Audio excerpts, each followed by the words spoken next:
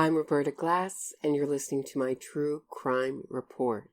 On October 24th, 2011, 12-year-old Garrett Phillips was found barely clinging on to life in his home, a victim of what would turn out to be a fatal attack.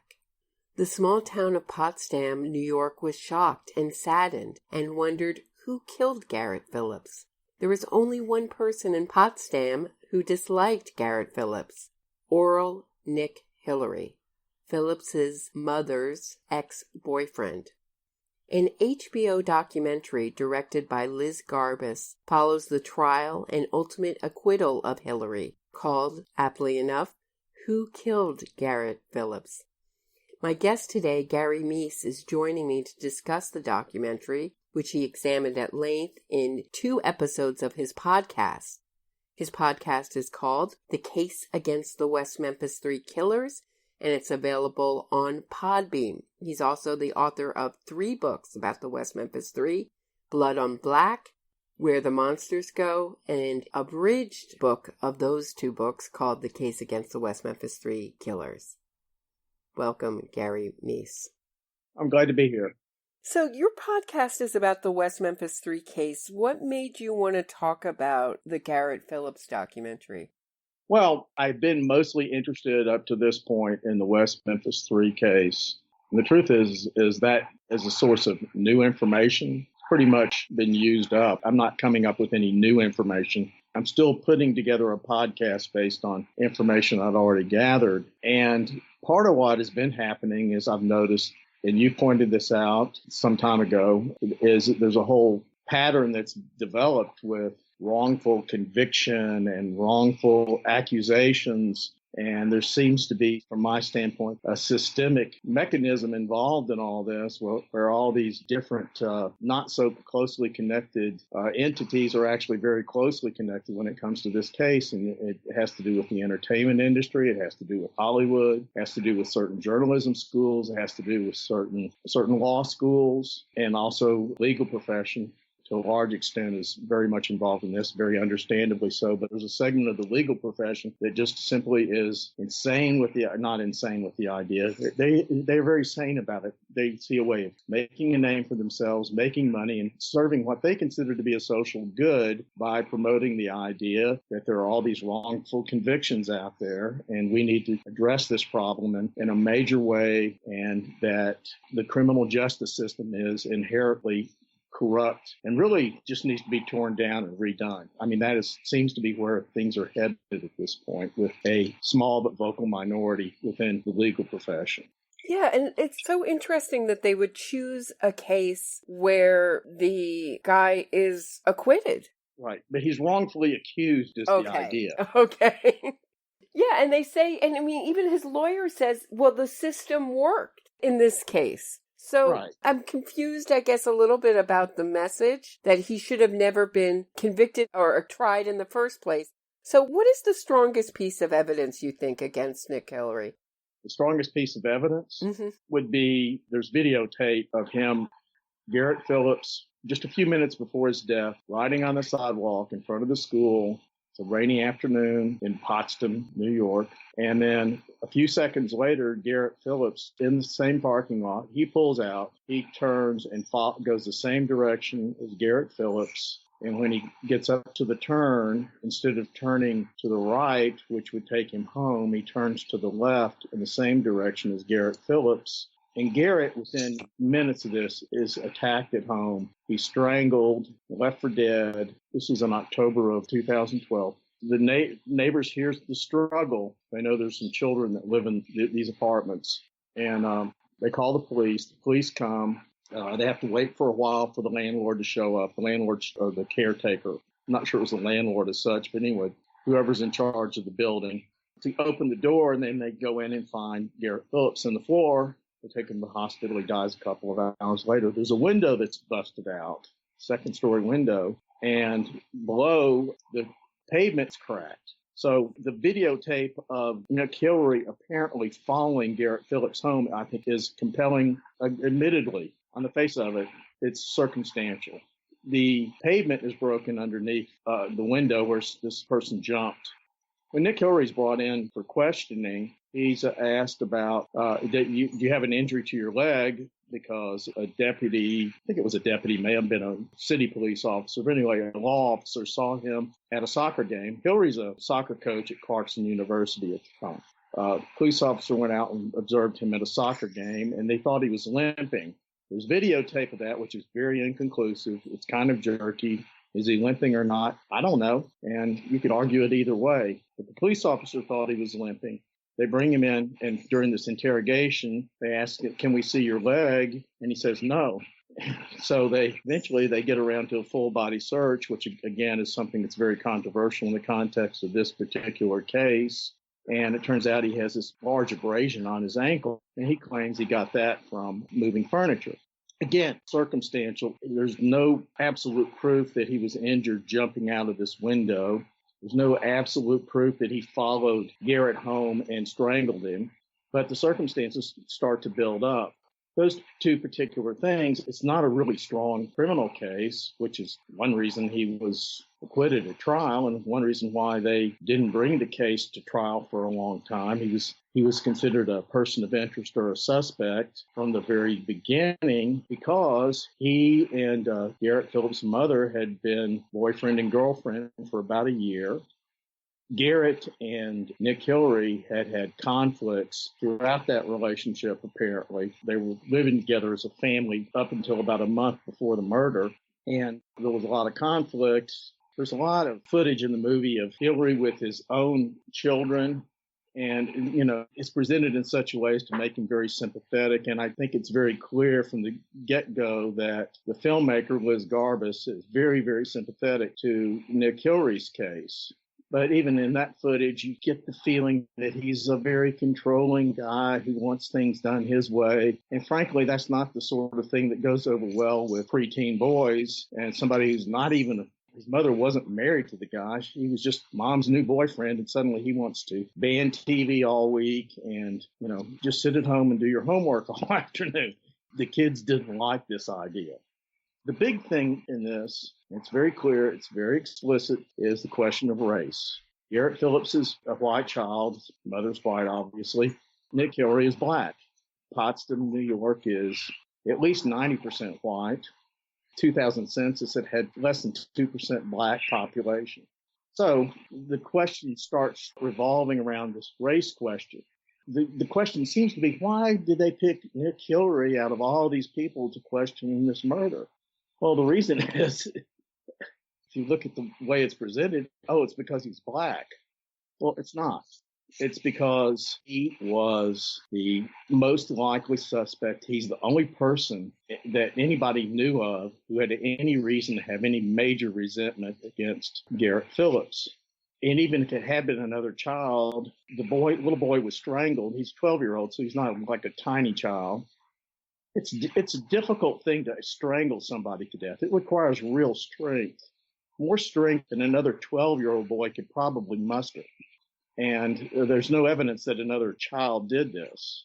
The question to me comes down to, why is there all this publicity? And why is there this film? Mm-hmm. It's a very generic sort of case, with the exception that aggrieved boyfriends usually don't kill the children of the ex-girlfriend. They usually just kill the ex-girlfriend, maybe her mother or her sister or somebody. They usually don't pick out a child and kill them.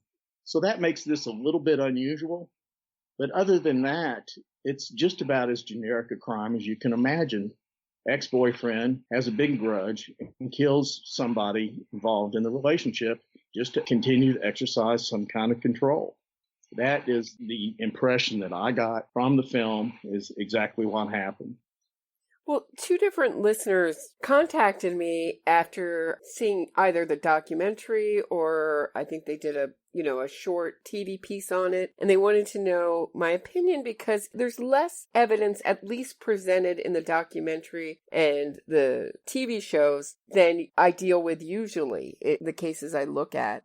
But what was so disturbing to me were Nick Hillary's interviews. He didn't make a good case for himself at all. And I was glad that you pointed out about the tape where he's limping, because I could not tell whether he was limping or not from that piece of tape. But the fact that he was a soccer player, someone to make that leap from a second, story, I would not make that leap with confidence, even to save my own skin from getting convicted of possible murder. You have to have tremendous athletic confidence.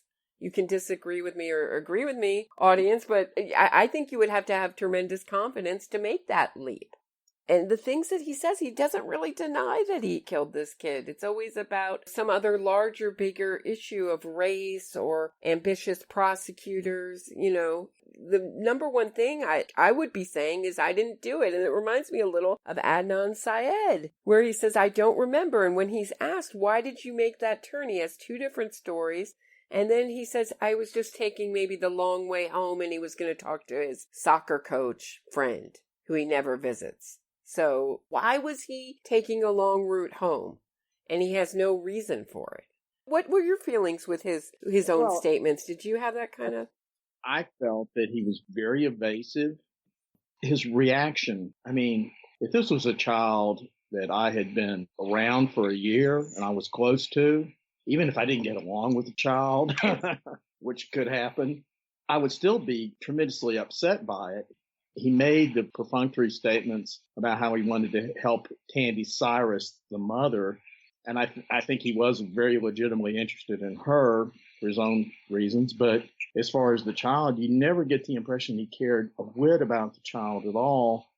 The whole interview is very much him being evasive and blasé and doing what he can to, as you say, turn the direction anywhere but at Nick Hillary. In terms of the explanations for the turn at the parking lot, yes. Originally, he was not very unclear about what he could possibly have been thinking at the time. Later, he comes up with his alibi. He does have alibi witnesses, which they didn't get into a great deal, but it is in there. His daughter Shauna did say he was at home with her very shortly after he made this turn. But she was at home she was to the right and not to the left to where he turned. And I'm not saying she's lying, but, she is the daughter. It could be quite understandable if she somehow came up with an alibi that she wanted to believe about her father being home at the time, just based on whatever. But the thing is he was asked about, you had to make plans with this daughter. Well, what kind of plans? Well, we were talking about their dinner plans. Okay. So the daughter texted him about an hour later, which is in the record there, and says, what's for dinner? So apparently they didn't have much of a discussion about what was actually happening for dinner. And you get the impression from that text that maybe she really hasn't talked to her dad at all. He said he was going to this assistant coach's house. He lived very close to Garrett Phillips, a block and a half away or so. He did say he went over there later, like at around 5:15, 5:20, but that doesn't explain why he would have been turning at 5 o'clock to go in that direction, because it's not very far. A mile, maybe. It's not a mile. It's not even that far. So that question comes up. Where were you going and why were you going there? He doesn't have a good answer there at all. Yeah. But actually, I absolutely understand why he was not convicted at trial. And one of the crime factors in the willingness to take it to trial, but for its failure for the case to be made at trial, was the fact that they were planning on using some new DNA technology that the judge threw out and said, well, you can't use this because it doesn't meet the standards we've set in New York State. SDR mix, I can't say I can explain it all to you, or if it has to do with DNA algorithms and all sorts of other things I really don't fully understand. But there was a small bit of DNA recovered from under Garrett's nail, and there were inconclusive results because of the smallness of the samples. I mean, some of it was clearly Garrett's DNA, where he scratched some whatever, and then there was somebody else mixed into it. It was too small a sample to conclusively say that it was Nick Hillary or not Nick Hillary. And they tried 3 different sampling techniques to determine if they could find the DNA link there. And the first 2, they yield nothing but inconclusive results. The STR mix came back and it indicated that the DNA would be a match for Nick Hillary to the degree that it would match maybe 1 out of 8 individuals within the United States, which is a pretty good match, indicating that, maybe Nick Hillary was indeed the guy who killed this kid. The problem is that even though they're not saying that the guy who did the analysis was one of the originators of the STR mix technique. So he's not as if he was unqualified in the technique or anything, but it was not verified for the courts in New York at that time. And so it didn't make the cut. So what the prosecutors had to go on with the strictly circumstantial evidence. And, there were some things that were very confusing there. There were fingerprints on the window not left by Nick Hillary. I can't explain that, and nobody else can either. And it does give one pause. Part of my problem with this sort of presentation in the media is, maybe there's you want to throw in some room for doubt. Okay, there's some room for doubt, but it was not a case of clear injustice. It's not a case where, he obviously could not have done this, and the racist system was trying to, the racist system indicted him and was trying to throw him in prison for the rest of his life. That wasn't what was going on at all. Some of the reviews mentioned the shocking racism of the town, and I've seen the series 3 times now, and there's no shocking racism in the town, except the only shocking things like shocking racism are the defense lawyers talking about lynching. Nobody else is talking about lynching. They managed to find footage of a Confederate flag in upstate New York. It had nothing to do with the case. And John Jones, who was the ex-boyfriend of Tandy Cyrus, he did make this remark that, this guy named G Money, he's probably a black guy. I guess that's racist, even though turns out, he's a black guy, and it's obviously a black street name. And G Money was the guy who alleged that John Jones was the one who actually committed the crime. He was seen going in the apartment building and so forth. The new DNA, Mary Rain, got into trouble because it wasn't ruled a Brady violation, but really it was verging on one. Mm-hmm. That she didn't pass the G Money story in her discovery onto the defense. Right, right. That is on the face of it, at least grounds for a Brady violation. And the fact is that the defense team went in and talked to G Money, and I've got his name here somewhere, but I don't know if it's that important. But his story wasn't believable enough for them to bring him on the stand at trial. Where did that story come from? Where did G Money's story come from? I mean, how would he know that John Jones dated Garrett Phillips's mother at one point? I mean, how would he notice? It just seemed to come from nowhere. Well, number one, it is a small town. And number two, he did know Jones in a very informal sort of way. Right. Apparently, Jones had been a bouncer at some club where G Money hung out all the time. Uh-huh. So they knew each other on a very informal basis. And frankly, it's a small town.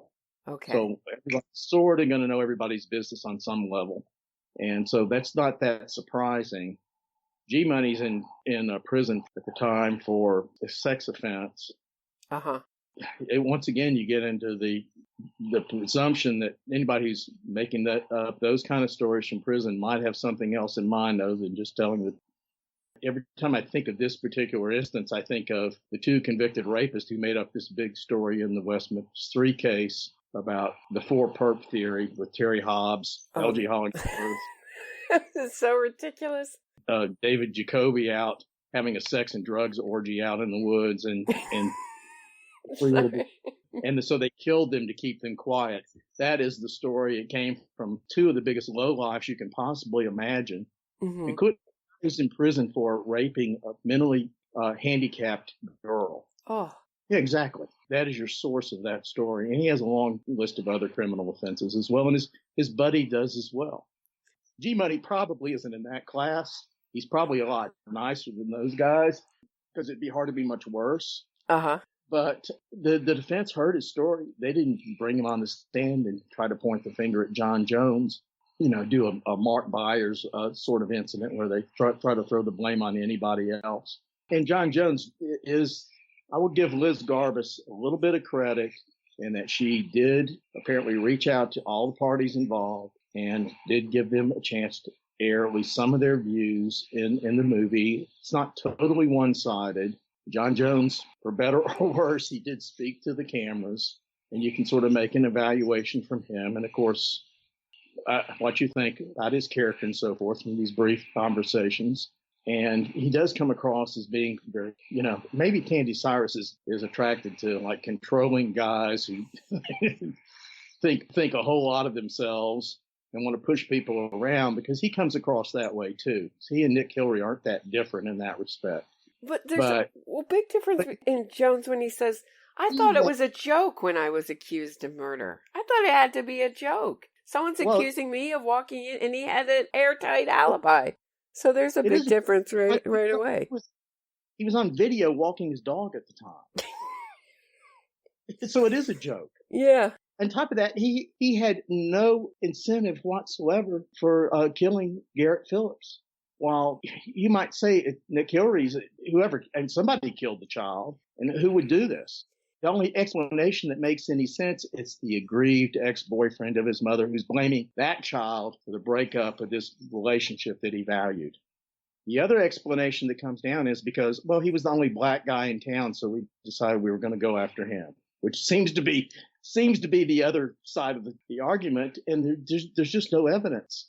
There's no footage of the sheriff's department getting together out in the woods in white robes and burning a cross. There's nothing in the movie that really shows any kind of real racism or systemic assault on the civil rights of Nick Hillary. It just isn't happening there.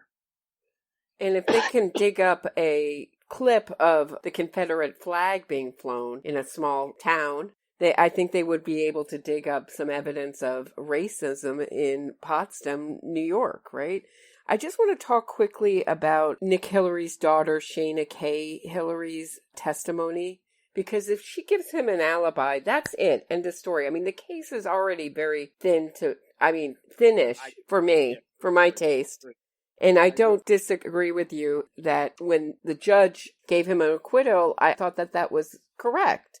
I don't know if had I sat through the trial and was a juror, it wasn't a jury trial, but would I feel differently? But she says that she came home at 4:30. Her dad came home at 4:40. She went and took a shower at 4:40. She came out of the shower and her father was still there. Her father left at 5:15, and afterwards, between 5:15 and 6, she had dinner. So when she texts him at 6:24 and asks what's for dinner, that seems to contradict her story, right? So it's not an ironclad alibi, and they make it seem like, well, he had an alibi, and why did they go ahead with the prosecution? Because they're racist, and they're also ambitious and racist.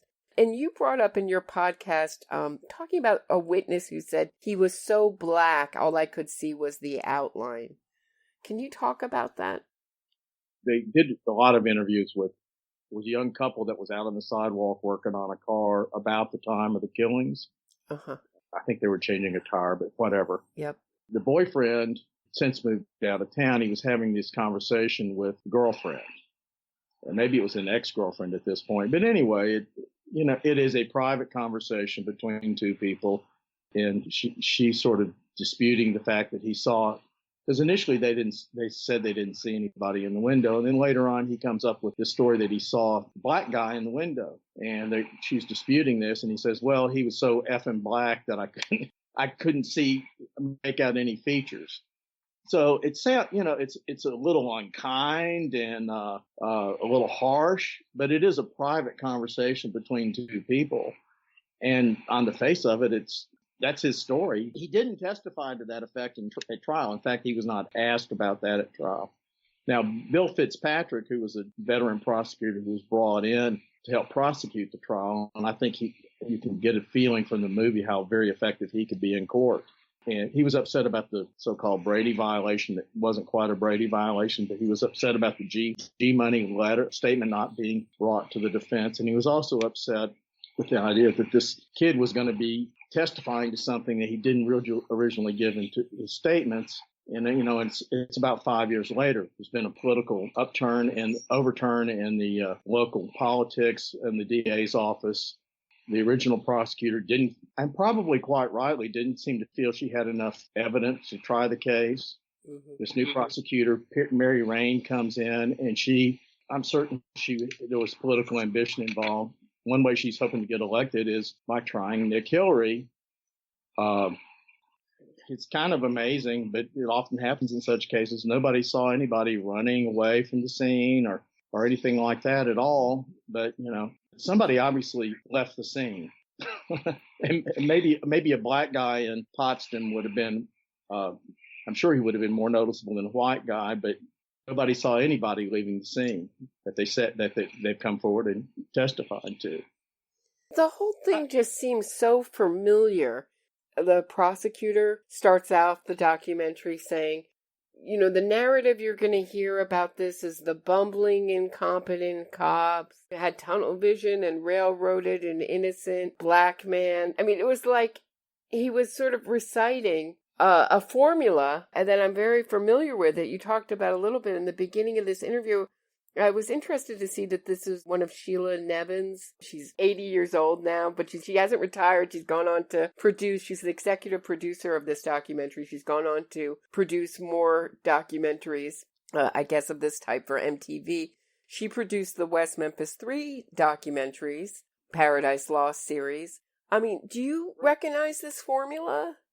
It's the same old, it goes back to Paradise Lost, except the guy, they're not black, but otherwise it's the tunnel vision, bumbling cops, ignoring all the other suspects. Yeah, I tell you what's interesting about the tunnel vision thing is in the West Memphis 3 case, the criticism has been, well, they should have looked more closely at the parents because, the parents are the ones who usually do this sort of thing. Now, in this case, Nick Hillary is a de facto parent figure in Garrett Phillips' life. And yet, for some reason, they're not supposed to look at him. And the only reason I think they're not supposed to look at him is because he's black. Right. Because we hear that a lot in the West Memphis 3 case because they've accused 2 grieving stepfathers at this point, the supporters of the West Memphis 3. So they'll say, well, not in cases of 3 kids killed. Find me a case where a stepfather killed his stepson and his 2 friends is not very common, but supporters nonetheless say, oh, it's so often the parent or the step-parent. But in this case, we're not supposed to look at a pattern. And it's a very similar sort of pattern you see in Adnan Syed, for instance, which is in a lot of ways is a very similar case. Very similar case, yeah. Strangulation, which is a very personal sort of crime.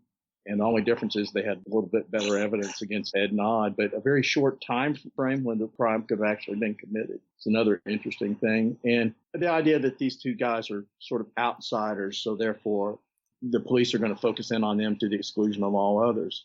Liz Garbus said something to me that was very interesting and explains much about the whole why we're even talking about this, which is we wouldn't be talking about this case if she hadn't made this movie. And she said, we did hear these rumors and we wanted as much as we could to go out and explore them and accompanying local journalists. But there was really so little to go on. There was really nothing beyond what's in the film that we were able to learn.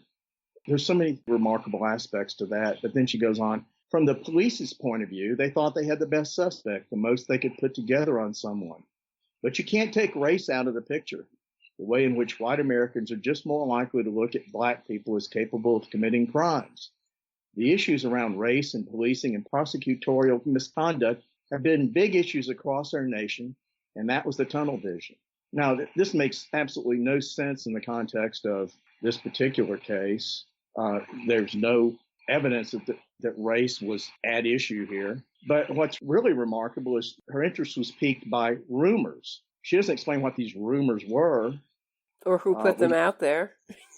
Right. We know she was getting spurred on by a couple of black newspapers based in Amsterdam News, and I don't have the other one off the top of my head, but based in New York, I think. And she wanted to go out and accompany the local journalist, but there was really nothing beyond what's in the film that we were able to learn.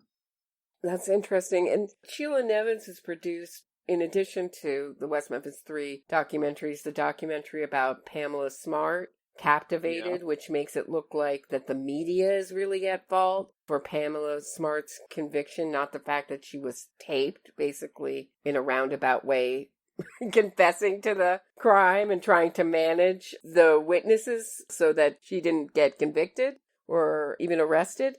And also the most recent documentary on Michelle Carter. So there always has to be an element of doubt. And so once you see sort of the pattern of the formula, I mean, how do you stay away from being biased where you're like, sort of jump and say, oh, too quickly, oh no, here we go again. Here's the formula again. I mean, what's the difference between sort of having a bias and seeing pattern recognition or jumping too quickly to a conclusion? You mean from our end? Yeah, that's what my best friend asked me. He said, you know, how are you sure you've seen so many of these cases? How are you sure that you're just not jumping to see what you want to see, you know?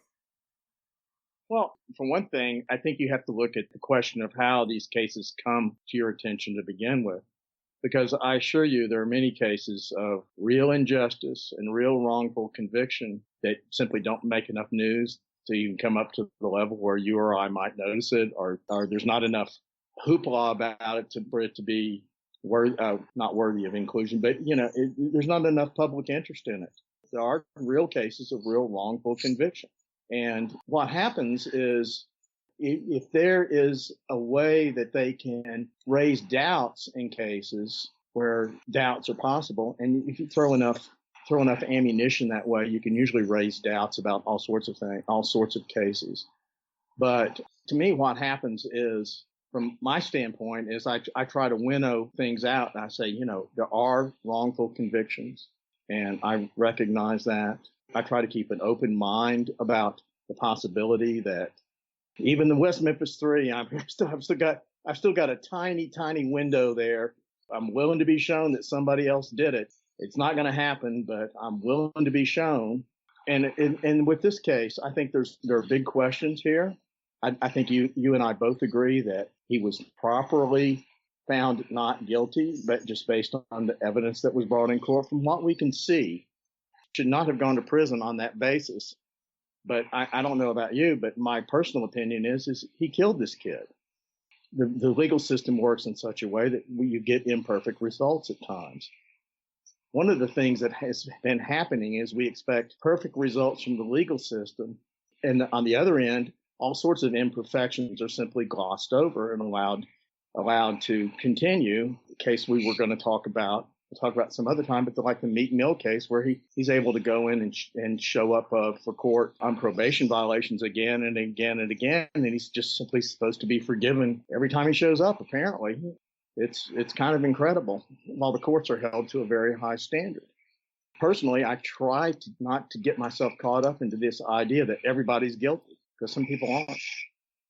Right, and couldn't you have just easily made a documentary showing that the system worked in this case?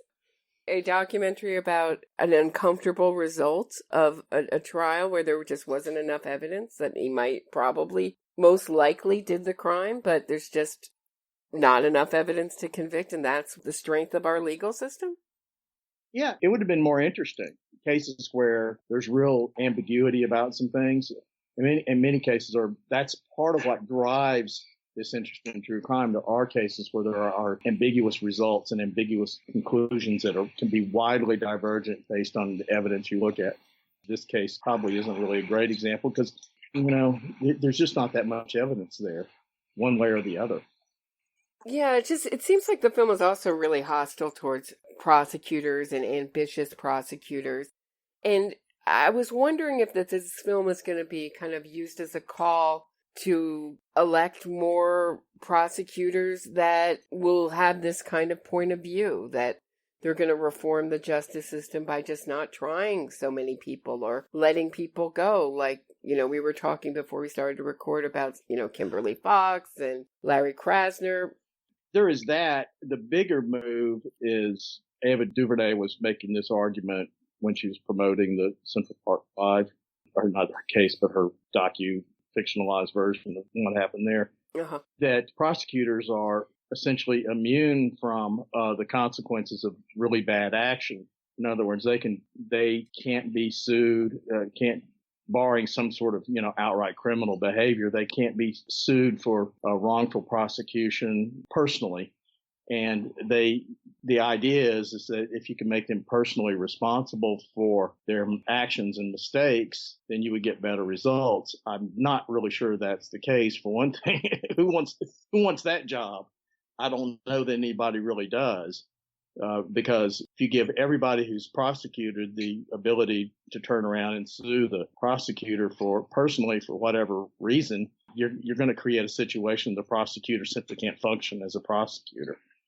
That seems to be one of the things that's going on. The other thing that seems to be going on, several things going on. There's an idea that the legal system as a whole is some sort of legalized slavery and so forth. Therefore, it somehow needs to be abolished.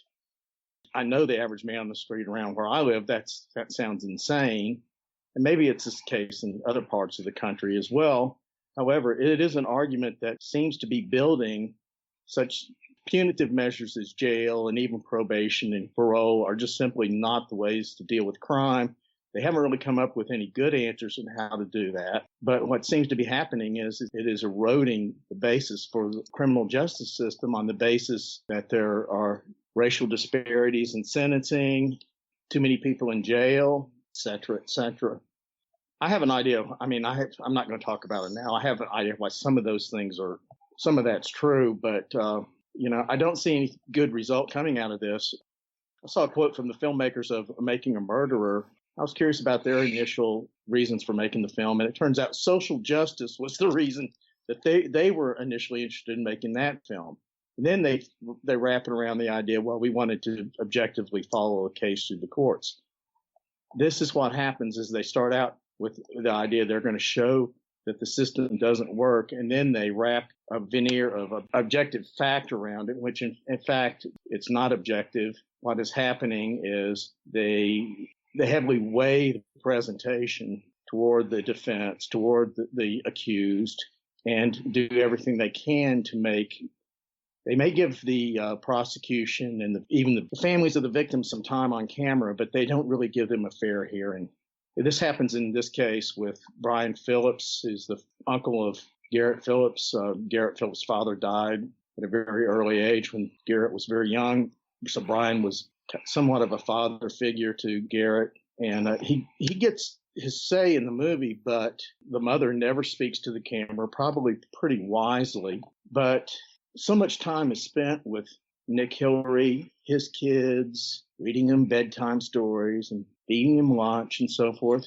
The narrative is very much weighed toward what Liz Garbus viewed as this perfectly lovely, decent young man. I don't see it myself. I don't see him as this lovely guy. I see him as a guy who probably got away with murder. And me too. That's always the kiss of death when you see them, or for me at least, one of them, when you see the defendant, the Amanda Knox documentary, feeding her cat, doing, normal things that the audience is going to relate to. So that's who you're rooting for, right? You're rooting for the defendant. The documentary is embedded with the defense, which is what Making a Murderer did.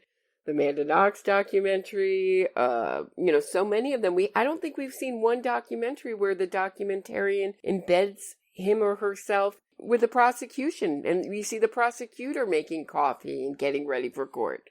Have you ever? I've never seen that. Have you? I haven't. I have not seen that.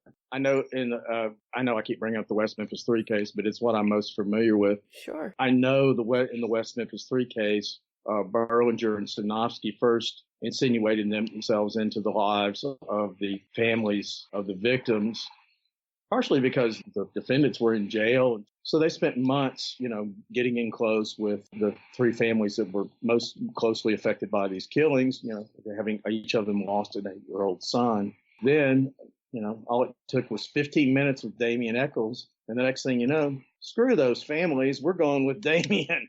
And, you have to think that was the intention all along. They were just waiting for the end. And in fact, that's exactly what happened. And it seems to happen over and over again.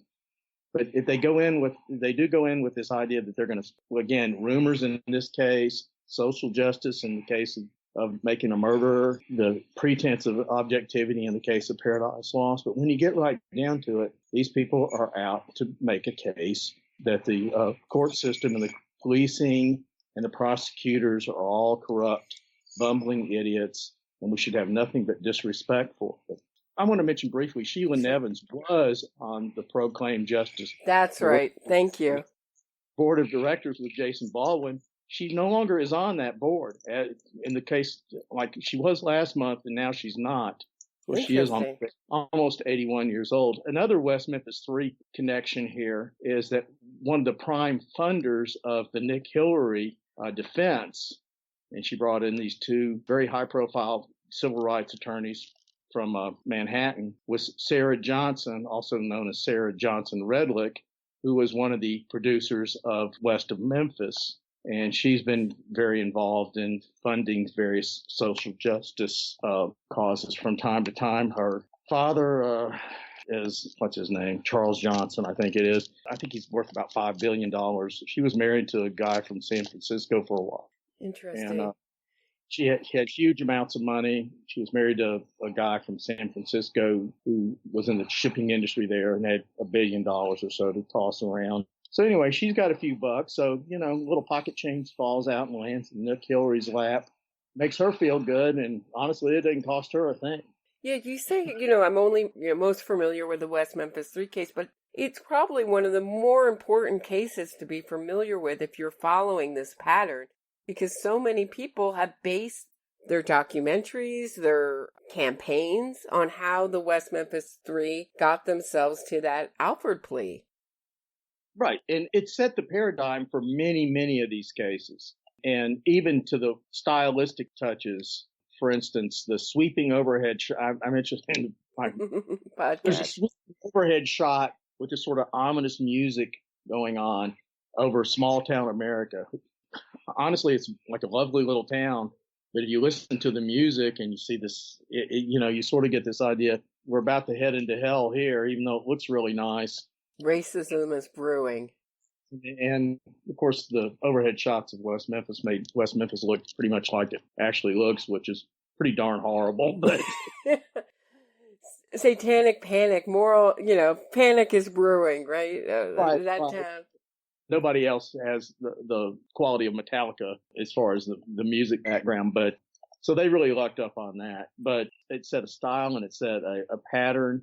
And there are exceptions, but overall, I would say that, you're probably going to see this continuing to go forward with very similar sorts of cases till people get tired of it and they move on to something else. I've said before that I think it's on a downward trend. I think the public is getting just a little bit sick of it. Before you go, I just wanted to ask about the West Memphis 3. Do you think public opinion is changing on that case a little bit? It's getting a little bit more even? I think the people who are aware of it, I think it's becoming a little bit more even. However, what seems to be happening more and more is it's simply receding into the background. Damien Echols is doing his best to stay in the limelight, but there's only so much you can do with ceremonial magic to gain the interest of the public. And Jason Flom, that's seems to be his last ally. That guy who thinks, he has never met a guilty person in his life, with his Church of Rock and Roll, and I think it's called Wrongful Conviction Podcast. I mean, that guy just thinks everybody's innocent. Apparently, Laura Neruder, however you pronounce her name, is tied in with that now. And I'm getting the impression her Wrongful Conviction podcast is some sort of continuation or affiliation with Jason Flom's. So I'm not really clear on that, but she was very involved with West Memphis 3 and also with the Brendan Dassey case. So yeah, I just find it very interesting. The comments I get are much more sympathetic, and it just seems like I look at the comments on the few other West Memphis 3 videos, from the most recent ones. It's a whole change of tone in the audience that knows about it. But I think you're right. It is becoming a distant memory. And do you think Damien Echols is becoming more dangerous as he recedes out of the public eye? I hope not, but I wouldn't be. Yeah, perhaps. Mm-hmm. He's had the good fortune, if that's the right word for it, to have good fortune in the sense that they've had support systems holding them up for the last 7 or 8 years. Damien's got his prison bride in particular has just kept him going. It's pretty obvious. Jason's managed to con his way into various little gigs. And Jesse doesn't really ask for a whole lot, but as long as he can hang out at the trailer park and not get beaten up too often, I think he'll probably... And drive recklessly with no consequences, it seems. And don't tell him what he's doing his off hours, which I think his off hours are like 24/7 at this point. But when do they get off parole? It's 10 years, so it's another year and a half, I think. Interesting. I think it's been 8.5 years. I mean, it doesn't mean anything. They're never enforcing. I mean, they've broken the parole so many times. It just doesn't seem to mean anything. The conditions of their parole. I did a story about this back when I was working for the West Memphis Evening Times, and I talked to Scott Ellington about just this very thing, which his office was pretty much responsible for overseeing that. And he was very dismissive of the whole idea that they needed any kind of supervision whatsoever. In other words, his point of view was, as long as they're not committing major felonies that I hear about, I don't care what they do. Where is this overzealous prosecutor just dying to convict at a moment's notice? He was zealous about getting just as far away from this case as he possibly could. And I think he's managed to do that about as well as he's ever going to. This is going to follow him around. That case is going to follow him around the rest of his political career. He's going to be known for that, but he's managed to stay in office. So, if he survives long, he's probably going to continue on for quite some time yet until time to collect the big paycheck from Arkansas and retire to the country outside the country. Gary Meece, thank you so much for talking to me about Who Killed Garrett Phillips. This is a really interesting case. Where can people find you? I do have a podcast on Podbean called The Case Against. I don't post that much because I'm essentially not really a podcaster, but I am working my way through the West Memphis 3 case. I've been working a lot this week on finally getting together a comprehensive look at the Central Park 5. I'm really interested in the whole history of wrongful convictions dating back to Sacco and Vanzetti, Leo Frank, the Rosenbergs. I could go on and on, but there's been a drive that's gone on for about 100 years about wrongful convictions. I particularly was interested in Hurricane Carter, and I'm going to definitely do something on him at some point. I also have books that are available on Amazon. Blood on Black, the case against the West Memphis 3 killers, and Where the Monsters Go.